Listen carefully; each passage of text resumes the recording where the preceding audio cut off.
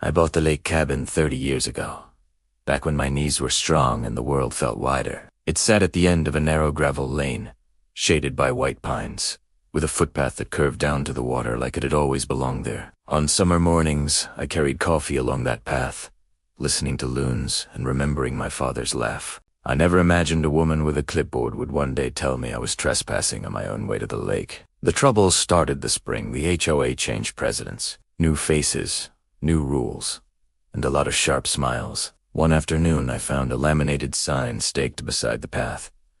Private association property, no access. I stood there a long minute, thinking it had to be a mistake. That path had been there before the association, before the docks, before half the houses.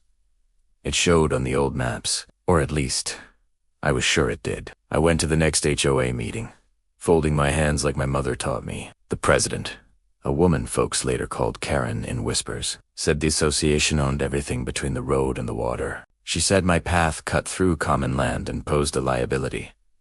She spoke slowly, like explaining weather to a child. When I said the path was part of my deed, she smiled and suggested I consult a lawyer. The room went quiet, and I felt smaller than my years.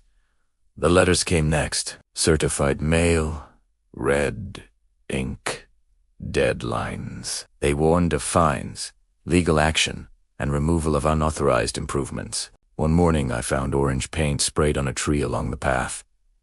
That did it. I slept badly, thinking of courtrooms and costs, thinking of how tired I felt. Friends told me to give up, to use the dock on the other side, to keep the peace. But the path was more than dirt. It was memory. It was dignity. I dug out my old metal file box, the one that smelled like paper and oil. Deeds, surveys, receipts, yellowed with time. I spread them on the kitchen table and traced lines with my finger. The language was dense, but the boundaries were there, written plain as day.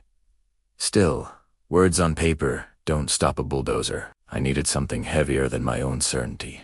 So I drove to the county office downtown, took a number, and waited with farmers and contractors. The clerk listened kindly, then disappeared into the back. She returned with a large rolled map and unspooled it across the counter. It was the county plat, updated and stamped. There it was, my lot line, the easement, the footpath, clearly marked, running like a quiet promise to the lake.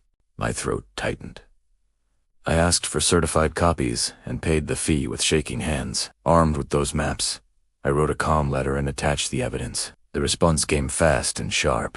The HOA claimed the county map was outdated, that their attorney disagreed, that enforcement would continue. A contractor showed up with stakes. I stepped outside and told him to stop.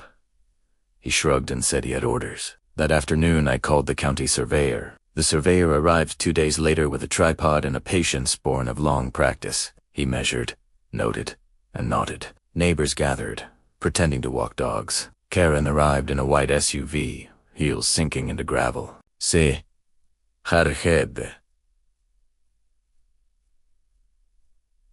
Se arhed. The surveyor listened, then pointed to the pins in the map. This is private access, he said. Always has been.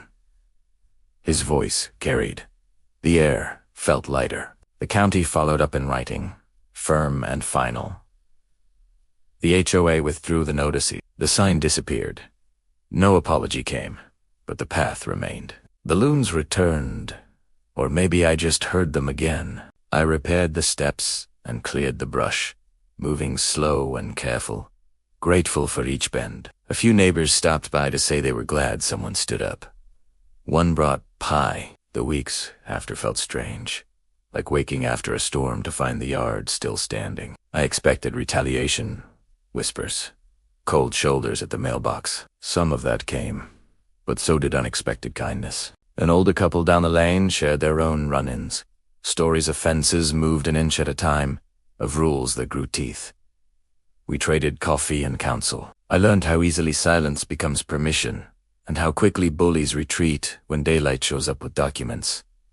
I also learned patience. I attended the next meeting, not to gloat, but to listen. When the agenda turned to access and liability, I raised my hand and spoke plain. I suggested the association focus on safety without erasing history. I offered copies of the county plat for the record. There were sighs and shifting chairs, but there were nods too.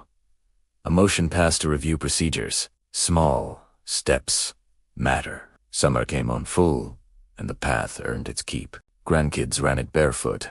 Neighbors borrowed it to fish, and I waved from the shade. Each footfall felt like a quiet vote, cast for common sense. I took pictures and labeled them, just in case. Experience teaches you to keep receipts, even when you win.